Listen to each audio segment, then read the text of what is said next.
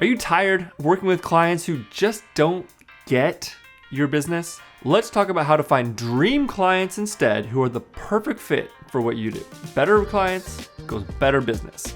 Let's check this out. Before you can find the perfect client, it can be helpful to start by thinking about the clients that weren't the best fit. We've all been there and worked with that one client or on that one project that you just couldn't wait for it to end. But have you ever stopped to really think about why? What about that specific situation caused you to dislike it so much? Maybe this specific client was trying to micromanage you and you didn't feel like you were able to make, your best work. Or maybe you took on a project for a lesser rate than you normally do. Anybody ever been there? And then as a result, you found yourself feeling bitter or unmotivated. Or it could be something as simple as the person you were working with was from a different time zone and you really struggled to get your schedules to match up. Whatever the reasons may have been, try to think back both critically and honestly, then write down any red flags and any deal breakers. By identifying what was challenging about these past clients, you'll make sure that you're focusing your business on the type of clients you actually enjoy collaborating with. And that will allow you to do your best work without it feeling like a grind. A good question to ask yourself to help in this process is this: what client that you currently have would you be willing to let go of in order to make more room for a perfect client? So the next step is, as you guessed it, identify past clients who are a dream to work with. What common traits did they have? Why did you enjoy working with them? Just like in step one, this could be anything from a specific industry or market that you enjoy working in to something as specific as working with a larger business because they're more hands-off. Understanding this can help you find more clients just like them. So here's an example from my business. I am a YouTube and a podcast producer, and I've found that I prefer working with clients who already have really successful sales funnels that are already in place. Because basically what happens is, for these clients, I'm able to use YouTube as a tool to boost what they're already doing by driving organic traffic into these funnels because we know that they work and that they're going to produce revenue on the backside. So on the flip side of that, I really don't enjoy working with clients who are looking to me or to YouTube to really just jumpstart or propel their business forward with no other systems of growth in place.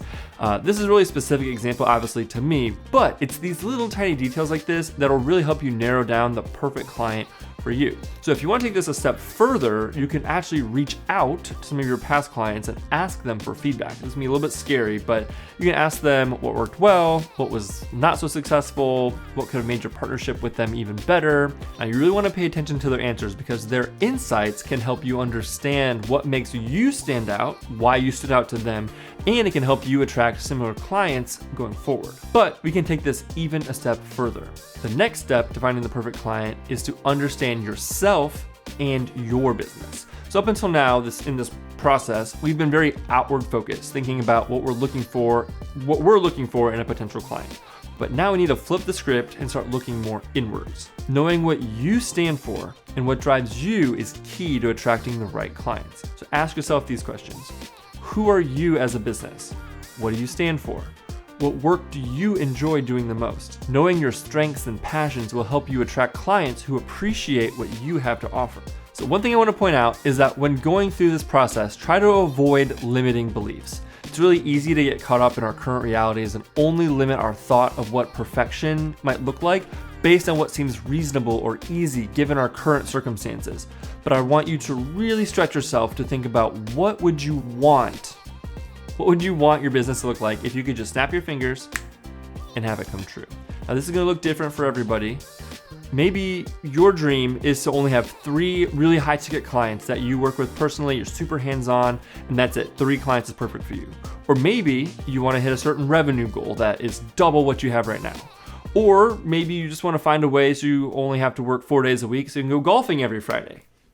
All right, maybe that last one is just a goal that I have. But you get the point. Just because you want these things to happen, obviously doesn't mean it's going to happen overnight. But by thinking about what we want our business to be in the future, it allows us to take the right steps now and attract the right clients that are going to help us get there. Okay, so now that we know what we are looking for, and maybe more importantly, what we're looking to avoid, and we know what we're bringing to the table, now it's time to create, we're going to call it an ideal client profile. This is a detailed list of characteristics and traits that you're looking for in your perfect client. Now, think about who they are, their interests, their behaviors. What are their pain points? What problems can you solve for them? The more specific you are with this, the better. So get really, really granular with it. What does this person care about? Where do they live? How will your service best help them? How will they also contribute to your long-term business goals? So use the lists of both red flags and things to look out for, as well as the things that you listed out for your perfect client to come up with an avatar for the perfect client. Sometimes giving this person a name can actually help you picture them in your head when you move on to the next steps, which I know sounds kind of crazy, but trust me, it works. Creating a brand message that resonates with your ideal clients will make them feel like you are the perfect fit for their needs, and will make them way more likely to book your services. This is where you want to use your ideal client profile to create your brand message. Your brand message should be loud and clear across all platforms and consistently show who you are and who you serve. Now, this isn't like a Craigslist ad or anything like that. You're not putting on your website, seeking clients who are night owls with big budgets who love to golf and love sending gifts. That is not the type of messaging that I'm talking about. But remember, you will attract what you're putting out into the world. My wife and I, we filmed weddings. We were wedding filmmakers for over 8 years as a husband and wife team. But when our daughter was born in 2019, we knew that we needed to start transitioning away from weddings because we just couldn't live that lifestyle of like the wedding lifestyle as parents. So we started talking about weddings less and less and less on social media. And we even moved all of our wedding content like off the main part of our website to like one little tab. But we did start showing more behind the scenes of corporate video shoots. We started making content around video editing, and slowly but surely we started attracting more corporate clients, and we got less and less wedding referrals because that is what we were putting out into the world. So if you're a designer and you love to creating logos and brand design or whatever, you should be sharing tons of content around logo and brand design and all the different things behind the scenes, whatever.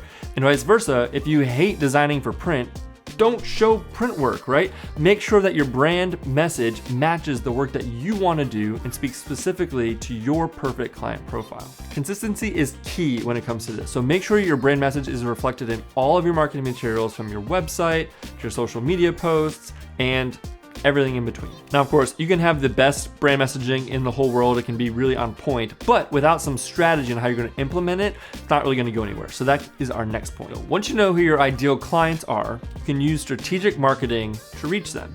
This means creating consistent and targeted content, choosing the right platforms, and engaging with your audience regularly. So let's go back. Let's think about your ideal client profile.